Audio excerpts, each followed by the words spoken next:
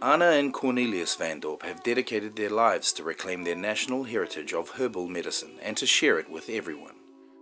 Anah Van Dorp is a Maori herbalist, married to Cornelius Van Dorp, a medical practitioner. They live in Kaitaia in the far north of New Zealand. They are both members of the Baha'i faith, a religion dedicated to bringing unity to all mankind. In this film, we see them bring their Maori, medical and Baha'i backgrounds together. They serve people through their Café and Rehabilitation Clinic, the Herb Shack. All Indigenous peoples honour nature and honour plant life and understand through intuition or years of listening to their elders and people with knowledge. The plants, they come from the Creator. And I've been very influenced in my life by Native American Indians who I've been lucky enough to spend a lot of time with in Turtle Island, which is USA. And I've really grown to understand that the Creator needs to be acknowledged and thanked for sending us and giving to us these plants that are all around us. A lot of people think that a lot of the weeds in their garden are weeds, but they're actually medicine. When they're reading books about the history of our ancestors and what they used for healing, they'll be reminded that these certain plants here have been used for certain things in the past and therefore can probably be used again for the same things. Plants in this garden come with a whakapapa. And that means it's got a history of where it came from, who looked after it in the past and how it came to be here in this garden. This is a shade that we've put here for a pukatea tree. And pukatea is a beautiful, you see them out there, they're about 150 years old, mature ones. They're amazing. When they grow, they're usually in the forest, and so they have a lot of cover around them and they're shaded and protected by all the other trees. So for those trees, we've put them under covers to keep them sort of feeling like they're being nurtured, and so they'll grow. In the late 1990s, I got very interested in herbal medicine, and after that, I've tried to apply herbal medicine and plant medicine into my general practice. And I would see between 30 and 50 people a day. Then I would offer them that option of plant medicine as an alternative to the pharmaceutical medicine. For 19 years now, I've been serving the two very far north Maori tribes, Ngāti Kuri and Te Aupōuri. One of them is about a 144k round trip, and the other ones are like a 210 round trip. And I used to do them once a week. Whatever language you pray in, you stand before the plant and pray before you harvest it. And you only ever take as much as you need, and you make sure you use it, and then anything you don't use, it goes back into the bush again. You know, there's a lot in that that relates to my value system as a Baha'i and to any other value system of any other religious or spiritual person on the planet. I mean, it's totally beautiful from the heart and an acceptable way of being with nature.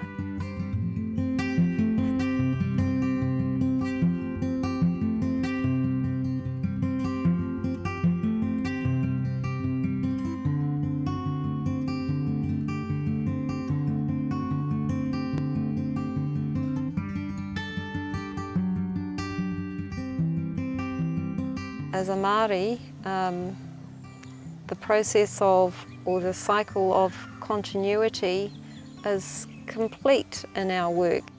Everything about us is kind of organic, and I think it's because we, where possible, try and keep that cycle complete, that continuity going on. The purpose of this garden was to help reclaim our heritage of plant medicine.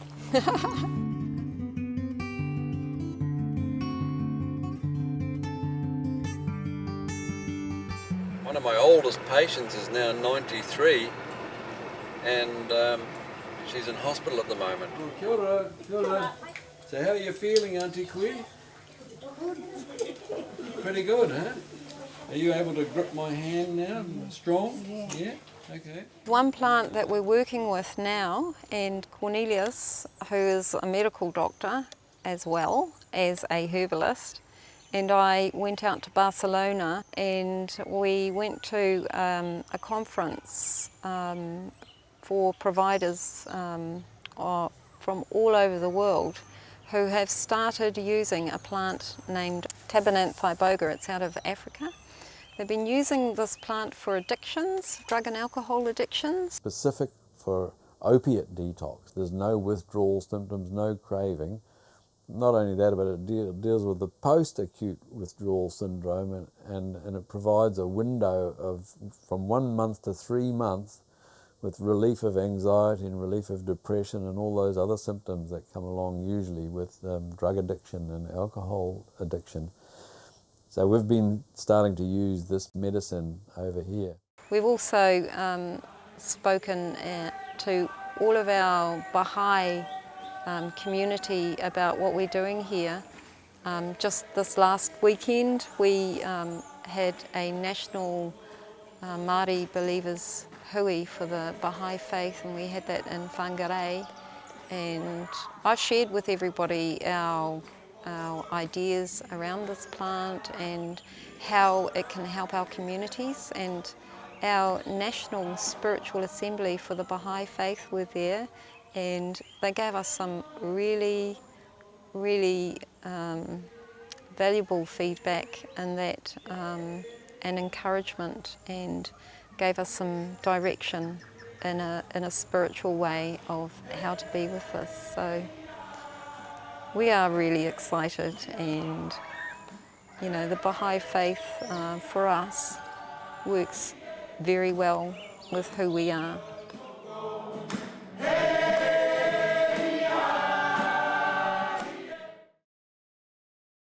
So we're setting up the Herb Shack here as a detox centre, and we're getting a lot of people coming in for drug and alcohol detox.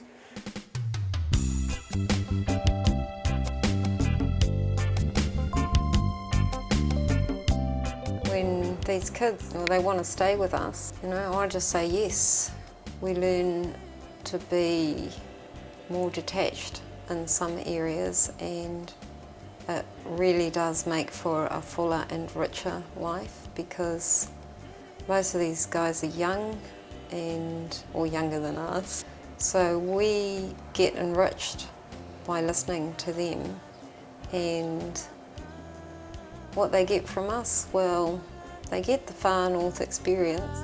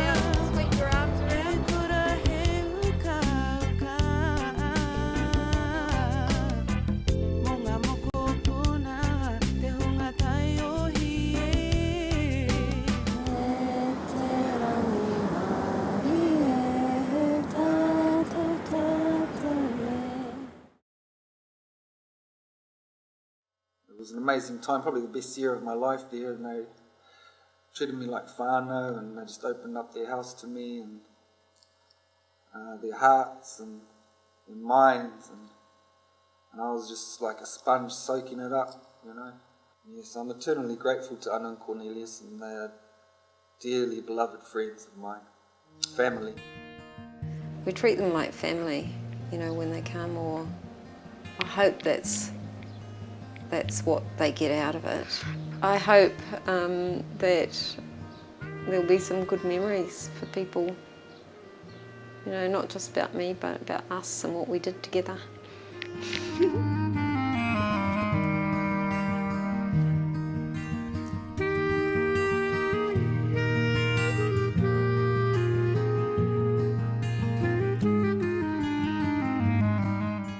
I'd like to introduce you to my family. Here we have my great-grandfather.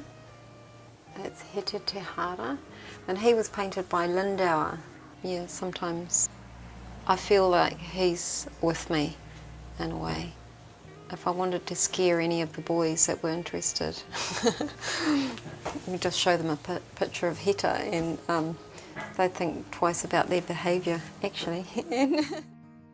I was with my ex-husband one day, and we were having a look around the far north. We pulled up outside a sign that said Cornelius Van Dorp, and I thought, oh, it sounds like one of the monkeys out of Planet of the Apes. He didn't know at the time was that his wife was later to become my wife.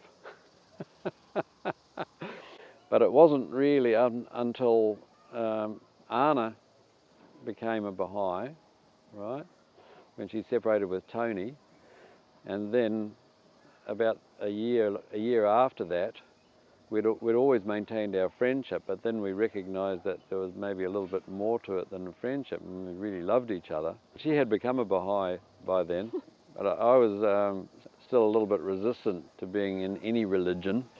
For many years, I'd decided I was never going to get married. And then when I met Anah, well, it sort of changed my mind a little bit. Cornelius wasn't then a Baha'i, and I really hadn't told him much about the faith at all. I wanted to marry her, and then she wanted to have a Baha'i wedding, and I thought, okay, all right, I'll do this, not a problem. So we decided to have a Baha'i wedding in Rarotonga. Johnny Frisbee, she's from Puka Puka Island. She lived in New Zealand for a long time and had a lot to do with establishing weaving hui throughout all the maraes in New Zealand. Yeah, she's very cool. Anyway, she was our marriage officiator. When we got out to the Cook Islands, Johnny Frisbee was looking after Tom Davis's house. His house was had quite a library of Baha'i books. So I spent my honeymoon reading Baha'i books. The particular aspect that drew me in was a recognition of the Baha'i world order as something that could heal the whole world. And it had a lot of aspects about it that I'd long thought were really good ideas. It didn't take him long that he was just blown away, you know. The intelligence of the man really got what the faith was about, so that's when he became a Baha'i. This is my grandmother here, and my great-grandmother, and my grandmother's two sisters, Olga, Eska and Vanessa. My grandmother there, my great-grandmother, Letitia. I acknowledge both sides of my family and all the different bloods that I have. So these are my parents here, Jane and Carl Wara.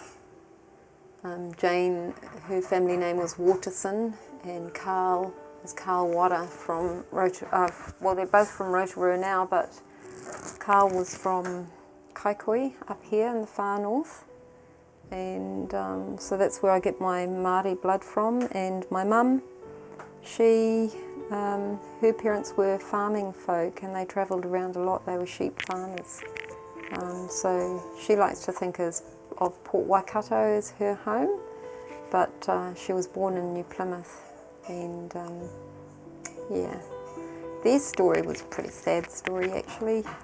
In the beginning, Mum was disowned by her parents, who wouldn't give their consent for her to marry my father, because they didn't want her to marry a Maori.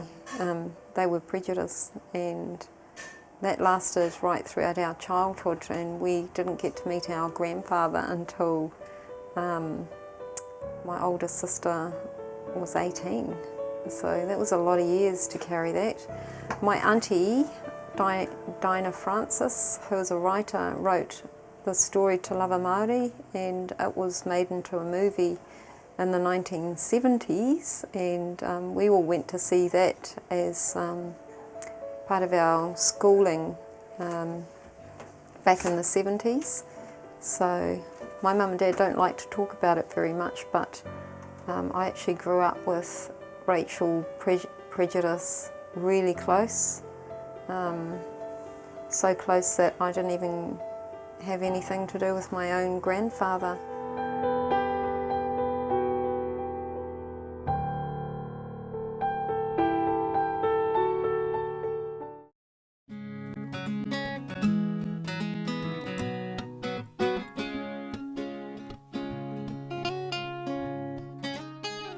Children are the most valuable treasure a community can possess, and we also have a junior youth class for age 12 to 15, and we view that period of children's lives as really important. They're looking and searching for truth, and we want and have been making available to them ways in which they can maybe think about problems that might come up in their lives and good ways to deal with those problems, seeking solutions for everyday living, that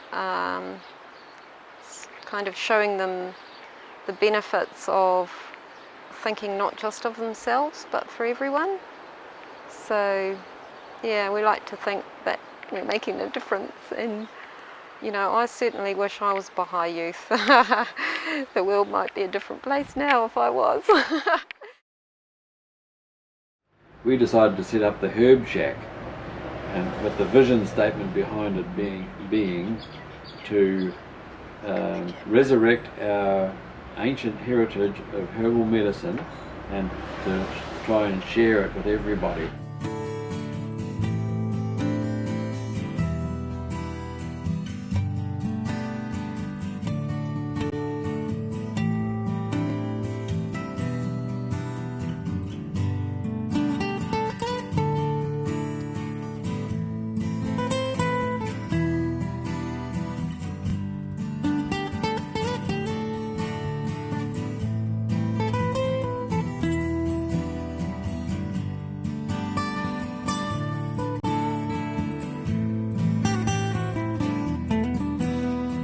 We're the only place in town that you can get vegetarian, and now we're vegan as well, so it's pretty special and exciting for us.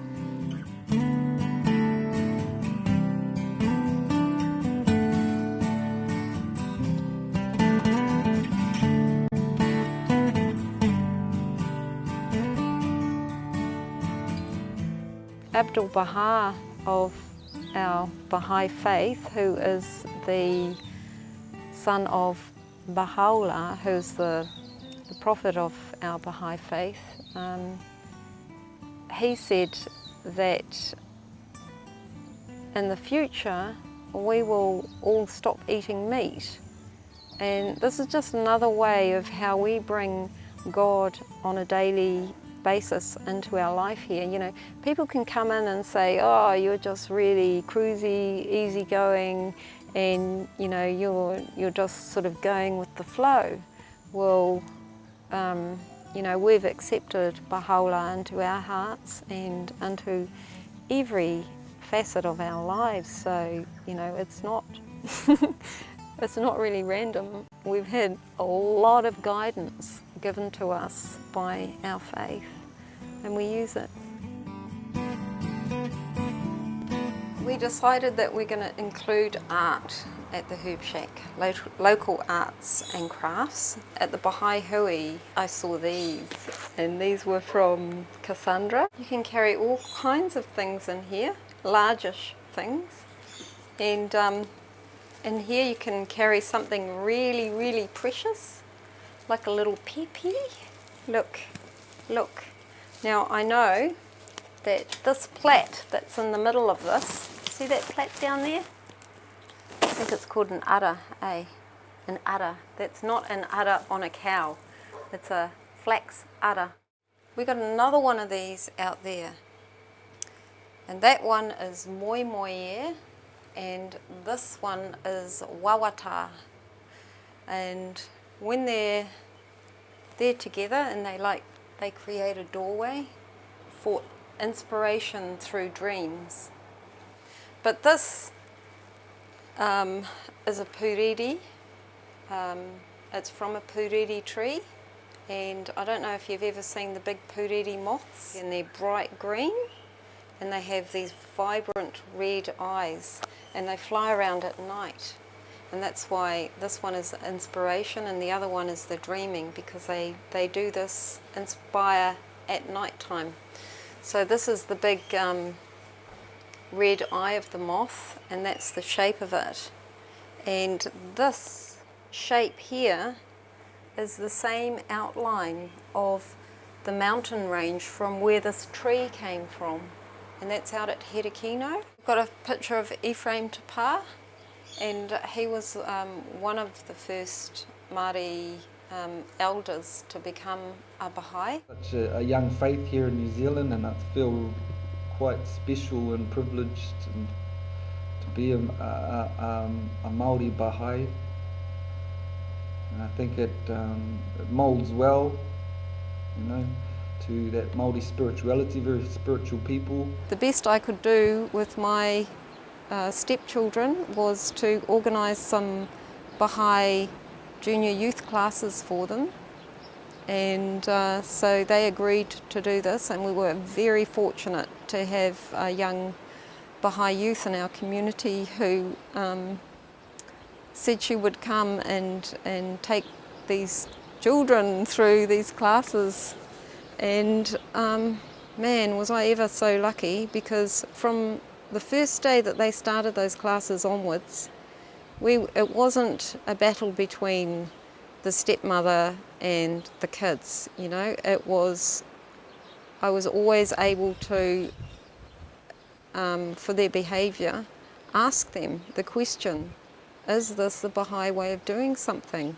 And they'd think about it and say, well, maybe it was, or maybe it wasn't.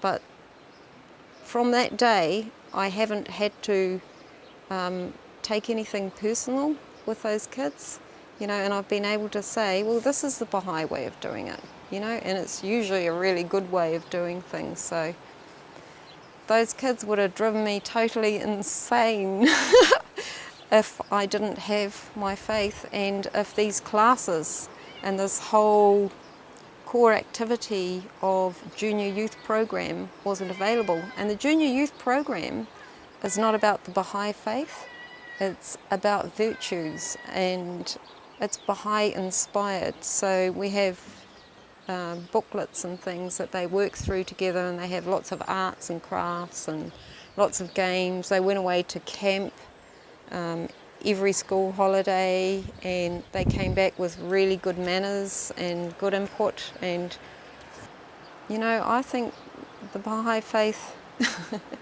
really has helped our family so much, and I still maintain that that's the best education and the best mother that I can be to these kids. So I'm very thankful for everything that I've been getting from this faith, and it's up to the individual really how much they're going to use it, how much they're open to it. I'm feeling that I am actually growing with my faith, and my love for Baha'u'llah is growing. I'd been on a long spiritual journey, and I'd considered myself a spiritual person, and when I found myself as a solo mother, I thought, well, something ain't quite right in my life, and I was then open to investigate what the Baha'i faith was about. So I learned about Baha'u'llah, the prophet, founder of the Baha'i faith, and I read the writings, and there are many writings about many things, and because I'd had such a broad background anyway in spirituality, or I considered that I did. I travelled a lot. I was away from New Zealand for 15 years, and I joined the Gurdjieff and Orspinski school, and I practiced yoga.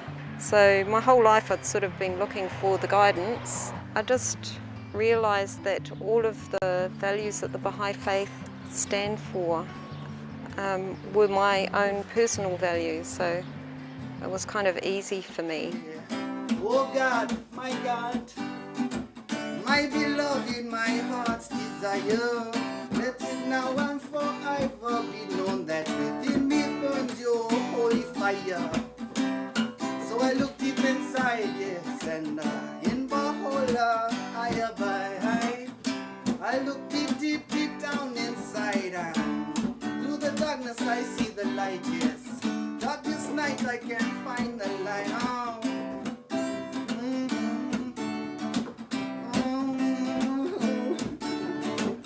I was lost and now I'm bound. Truth I am fighting for.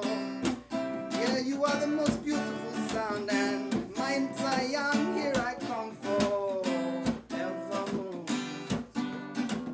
Forevermore.